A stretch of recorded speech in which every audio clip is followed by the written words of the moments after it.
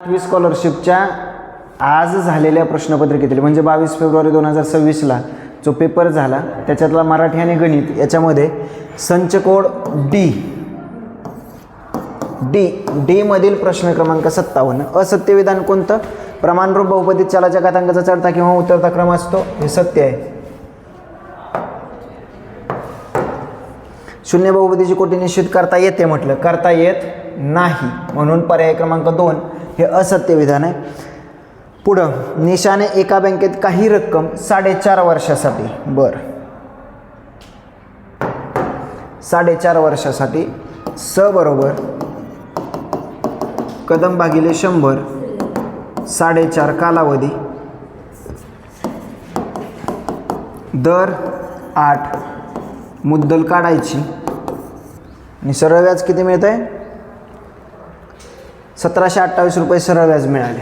1728 बरं 4 दोन्ही 25 चोक 1 0 जर तर द्या वरचा 1 5 9 45 5 5 25 हे 25 होईल. ठीक म्हणजे हे 25 इकडं हे 9 इकडं 9 2 18 9 1 9 किती राहिले 8 99 81 9 2 18 25 2 50 हातचे 5 25 90 बोला 225 आणि 5 200 चाले 13 सॉरी 23 25 1 25 आणि 23 किती 48 4800 रुपये. पर्याय क्रमांक 4. 2 क्रमवार विषम संख्यांची बेरीज यम आहे तर त्यापैकी लहान संख्या कोणती? क्रमवार विषम संख्यांची बेरीज यम आहे. क्रमवार विषम संख्या जर पहिले x असेल तर दुसरी काय असणार x अधिक 2 असणार. त्यापैकी लहान संख्या कोणती? विषम संख्यांची बेरीज काय आहे? यम दिलेले आहे म्हणजे 2x अधिक 2 बरोबर यम म्हणजे 2x बरोबर यम वजा 2 भागिले हे 2 म्हणजे काय आपलं यम छेद 2 वजा 1 यम छेद 2 वजा 1 कुठं आहे? पर्याय क्रमांक 4 ही लहान संख्या असणार आहे. बरोबर एक्सची किंमत काढली आपण. पुढं एका व्यक्तीने एक वस्तू 720 रुपयास विकल्याने 10% तोटा झाला तर त्याला 15% नफा हवा असेल तर ती वस्तू किती रुपयास विकावी लागेल?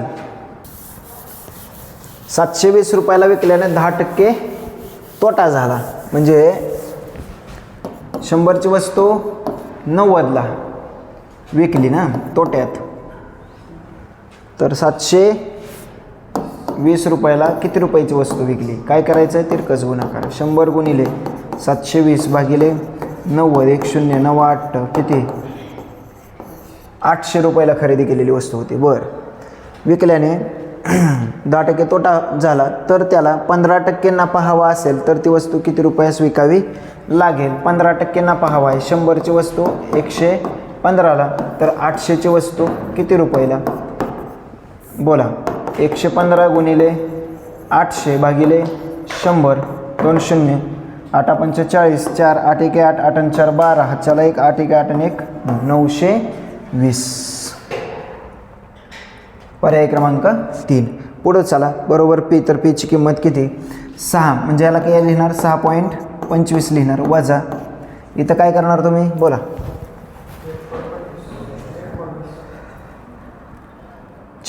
5 1 5 0 0 5 8 40 अधिक 20 0 0 20 0 0 90 झालं 20 चोक 80 20 5 कंसात आता हे किती येणार 5 8 4 12 1.25 येणार 6 पॉईंट म्हणजे किती येणार 5. उत्तर काय येणार आपलं पर्याय क्रमांक 1. हे आपलं बरोबर उत्तर आहे. चला पुढं. खालील आकृतीत पूरक कोणांचे एकूण किती जोड्या आहेत? पूरक म्हणजे बेरीज किती आली पाहिजे? 180 आली पाहिजे. 180 म्हणजे काय? आता इथे रेषीय जोडीतले कोणच आपल्याला पाहायला मिळणार. बरोबर आहे. हा एक जोडी, बरोबर आहे. एक जोडी, 2 3 4 5 किती झाल्या?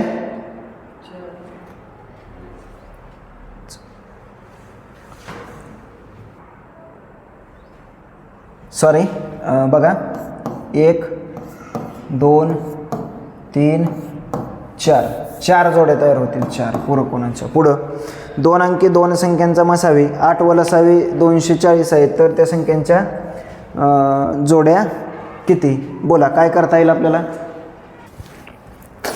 2 अंकी संख्यांचा लसावी 8 मसावी 8 लसावी 240, तर जोड्या किती? ठीक आहे, लसावी भागिले मसावी 30. ही असामायिक अवयवांचा गुणाकार असणार. असामायिक अवयवांचा गुणाकार बोला. 3 × 30 5 × 30 6 × 30. असामायिक अवयवांचा गुणाकार म्हणजे काय काय बोला? 2 अंकी 2 संख्यांचा. तर अशा जोड्या किती आहेत? त्या किती जोड्या आहेत सांगा? हे असामायिक अवयव आहेत. त्याला जर मसावीने गुणलं तर 3 8 24 240 ही 3 अंकी संख्या होईल. 15 8 120 ही 3 अंकी संख्या होईल. 3 8 24 10 चौक 40 ही एक जोडी होईल. आणि 5 8 40 आणि 6 8 48 अशा 2 जोड्या तयार होतील. किती? 2. पर्याय क्रमांक 4. खालीलपैकी असत्य विधान ओळखा. सर्वात लहान धनपूर्णांक संख्या व सर्वात मोठी ऋणपूर्णांक संख्या यांचा गुणाकार -1 येतो. येईल का रे? येईल का? सर्वात लहान धनपूर्णांक संख्या समजा +1 आहे, सर्वात मोठी ऋणपूर्णांक -1 यांचा गुणाकार -1. ओके, हे कसं आहे? सत्य आहे. पूर्ण वर्ग संख्या नसलेल्या संख्यांची वर्गमुळे परिमेय संख्या असतात. नाही, अपरिमेय असणार. हे असत्य आहे. पूर्णांक संख्येचा समूह म्हणजे धनपूर्णांक ऋणपूर्णांक 0 हे सत्य आहे. प्रत्येक पूर्ण संख्या ही परिमेय संख्या आहे. ओके, असत्य कोणता आहे? पर्याय क्रमांक 2. म्हणून आपलं उत्तर येणार पर्याय क्रमांक 2. पुढं एका संख्येत 3 4 5 ने निशेष भाग जातो. खालीलपैकी कोणते विधान सत्य आहे? बरं, 3 4 आणि 5 भाग गेला पाहिजे. बरं, इथं 10 व 15 ने सुद्धा पूर्ण भाग जाईल असं होईल का? नाही. कोणते विधान सत्य आहे? म्हणजे 10 ने भाग जाईल त्याला 3 ने भाग जाईलच का? नाही. त्या संख्येला 6 व 12 ने सुद्धा पूर्ण भाग जाईल. जाईल म्हणजे हे सत्य आहे. त्या संख्येला 2 ने 8 ने पूर्ण भाग जाईल का? कारण ज्या संख्येत 3 4 5 ने निशेष भाग जातो म्हटलंय, म्हणजे 3 4 आणि 5 5 20 20 त्रिक 60. बरं, 8 ने 9 ने पूर्ण भाग जातो? नाही जात. 8 ने पूर्ण भाग जात नाही. 2 8 ने 2 ने जाईल, पण 8 ने नाही जाणार. 6 जाईल, 6 10 12 65 जाईल. 10 आणि 15 ने सुद्धा जाईल. मग त्यांनी काय विचारलं? विधान सत्य आहे. सत्य पर्याय क्रमांक 3 आणि 4 आहे. 3 संख्यांची सरासरी 50 आहे. दुसरी संख्या तिसऱ्या संख्येपेक्षा 6 ने कमी, पहिल्या संख्येपेक्षा 12 ने मोठी आहे, तर सर्वात लहान संख्या कोणती? बघ, 3 संख्यांची सरासरी 50 आहे. 3 संख्येची सरासरी जर 50 असेल तर त्या 3 संख्यांची बेरीज किती असणार आहे? 5 त्रिक 15 किती? 150 असणार आहे. किती? 150. बरं, दुसरी संख्या ही तिसऱ्या संख्येपेक्षा 6 ने कमी आहे. बरं, आणि पहिल्या संख्येपेक्षा 12 ने मोठे आहे. कोण? दुसरी संख्या. कोण? दुसरी संख्या. तिसऱ्या संख्येपेक्षा 6 ने कमी आहे.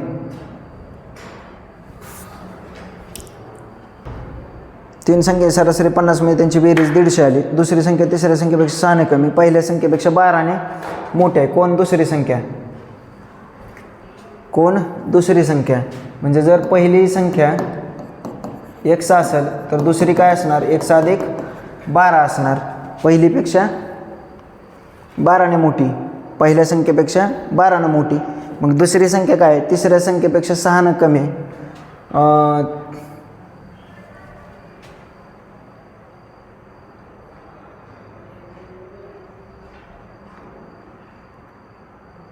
तर दुसरी संख्या तिसऱ्या संख्येपेक्षा 6 कमी आहे, म्हणजे तिसरी संख्या काय येणार? 1+6 येणार. तिसरी संख्या काय येणार? 1+6 येणार. आणि पहिल्या संख्येपेक्षा 12 मोठी आहे. कोण? दुसरी संख्या. म्हणजे पहिली संख्या काय येणार? 1+12 येणार. बरं, 1 अधिक 1+6 अधिक 1+12 अरे 1 3 1 6 - 12 - 6 150. हे -6 इकडं आलं, अधिक झालं 156 भागिले 3 3 5 15 3 2 6 52. तर मग ही जर 52 आली तर ही काय येणार? 58. आणि ही 52 - 12 काय येणार? 40. मग सर्वात लहान संख्या कोणती येणार? 40. पर्याय क्रमांक 4 हे उत्तर येईल. पुढं चला. LM आणि N समांतर आहेत. बरं, AB 1.2 आहे, BC 1.6 आहे, DE 1.8 आहे, DF काय? ठीक आहे, सॉरी हां DF काय? बरोबर आहे. चला, काय करायचं? गुणोत्तर घ्यावं लागेल. बरोबर, 1.2 आणि 1.6 बरोबर 1.8 आणि EF. चला, EF बरोबर 1.8 गुणिले 1.6 भागिले 1.2. पॉईंट जर घालवायचं म्हटलं तर 18 गुणिले 16 वरती 100 गुणावं लागेल, खाली 100 म्हटलं तर या पद्धतीनं. बोला. 6 2 12 6 3 18 4 25 12/5 सॉरी 5 1 हे 5 2 10 5 चौक 2.4. हे जर 2.4 आलं तर हे दोघांची बेरीज 4.2 येणार. बरोबर, पर्याय क्रमांक 1. पुढं चला. एका चक्रीय चौकोनाच्या सम्मुख कोनाची मापे. बरं, चक्रीय चौकोनाचे सम्मुख कोन कसे असतात बाळांनो? बोला. पूरक असतात. त्यांची बेरीज 180. 2 1 अधिक 10 आणि 3 1 अधिक 15 बरोबर 180. 2 1 आणि 3 1 5 1 15 आणि 10 25 बरोबर 180.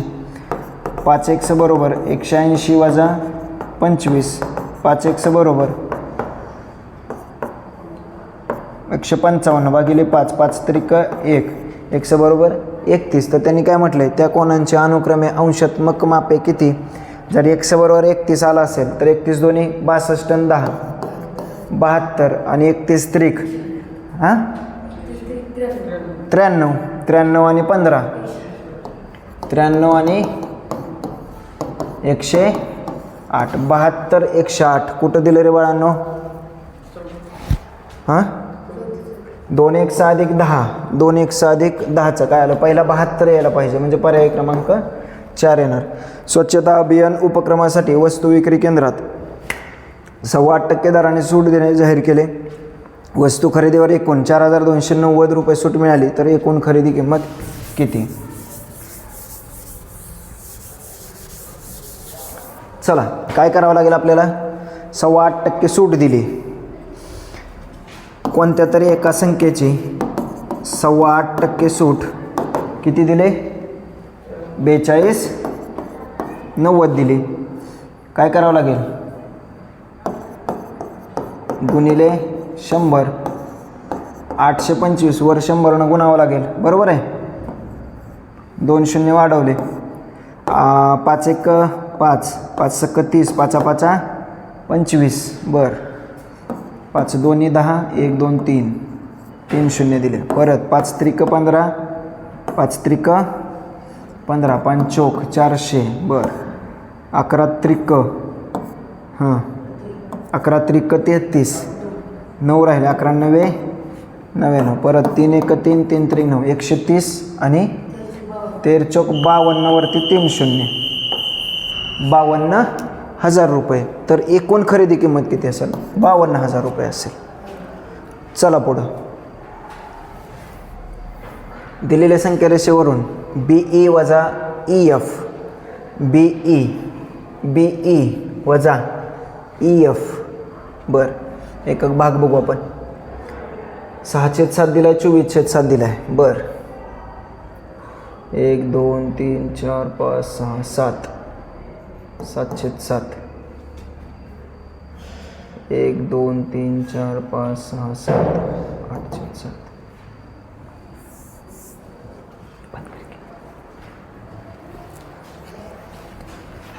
6/7, 7 8 9 10 11 12 13 14 15 16 17 18 19 20 21 22 23 24 म्हणजे एक भाग बरोबर 1/7 आहे. त्यांनी काय विचारलं? BE 1 2 3 4 5 6 7 8 9 म्हणजे काय? 9/7. EF किती आहे? 1 2 3 4 5 6, 6/7, 3/7. पर्याय क्रमांक 1 येईल. पुढं चला. BCD मध्ये C वर एक BF यामध्ये काय आहेत? C आणि BF यामध्ये काय आहेत? तर पर्यायातून योग्य निष्कर्ष काढा. बरं, मध्ये काय आहेत? BE एकरूप ED, BE आणि ED एकरूप असणार कारण मध्यबिंदू आहेत.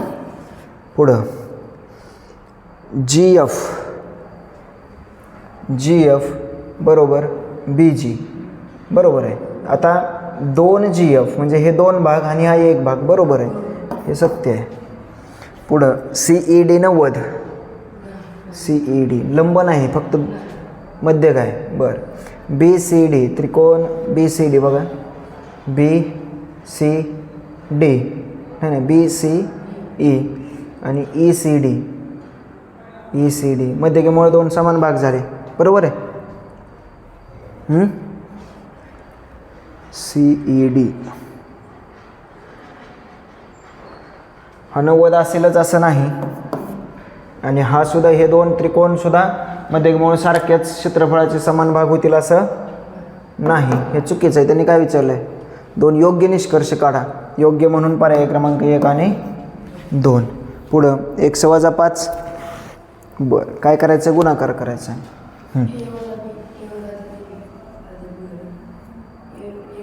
A आणि B, A वजा B A वर्ग अधिक AB अधिक B चा वर्ग, हे जर सूत्र आपण टाकलं, A घन वजा B घन, A वजा B,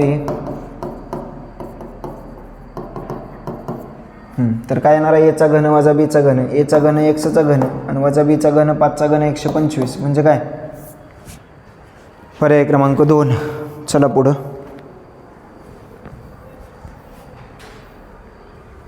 सोबतच्या आकृतीत O हा वर्तुळाचा केंद्रबिंदू आहे. मापकोन ABC 70 आहे. ABC 70 आहे. बरं, 70 आहे. OCB 15 आहे. OCB 15 आहे. तर BAS काढायचं आहे. BAS हा 70 असेल तर हा कंस आहे का? 140चा असणार. हा कंस 140चा असेल तर हा केंद्रीय कोन सुद्धा 140चा असेल.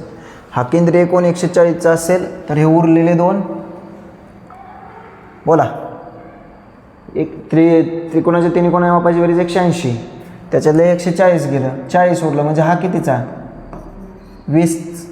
आणि हा का? तर दोन्ही त्रिज्या आहेत, त्याच्यामुळे समद्विभुज असणार. समद्विभुज असल्यामुळे 2 बाजू सारख्या, 2 कोन सारखे.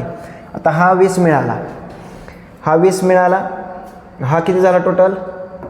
35 झाला. आपल्याला काय विचारलं आहे? BAS हा 35 आहे, हा 70 आहे, म्हणजे हा किती असणार बघा? 70 आणि 35 किती? 105. 180 मधून 105 गेले, किती राहिले? किती? 75. मग हा टोटल किती असणार? 75. त्याच्यातले हे 20 वजा करा, किती? 55 येणार. BAS किती येणार? 55 येणार. बरोबर आहे. हा 70, हा कंस 140, हा कंस केंद्रीय कोण सारखा, हा 140 जर आला तर हे दोन 20 20चे, हा 20 असेल तर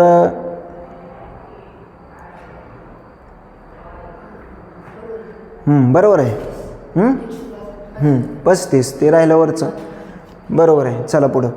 आता ह्याचं वर्गमूळ काय येणार? 0.5 अधिक ह्याचं घनमूळ अधिक ह्याचं वर्गमूळ 12 25 5 3.5. हे किती झालं? 30. हे 3.5 आणि अर्धा 4 34. पर्याय क्रमांक 3. पुढील संख्यासमूहातील किती पायथागोरसचे त्रिकूट आहेत?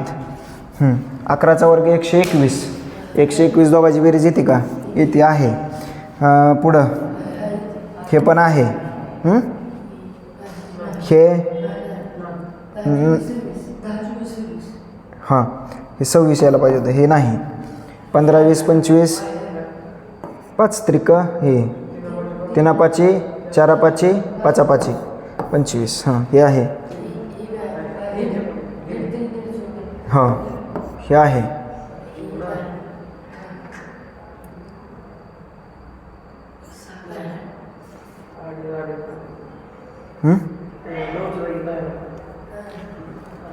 नाही. 1 2 3 4 4. ठीक आहे. तर अशा पद्धतीने आजचा पेपर आपण पाहिला. अतिशय सोपा पेपर होता. जर तुम्ही इयत्ता पहिलीपासून ते 8वीपर्यंतच्या कोणत्याही शालेय स्पर्धा परीक्षेची तयारी करत असाल तर नक्की चॅनलला सबस्क्राईब करा आणि तुमच्या सर्व इयत्ता 8वीमधील विद्यार्थ्यांपर्यंत हा व्हिडिओ पोचवा. ठीक आहे. थँक्यू.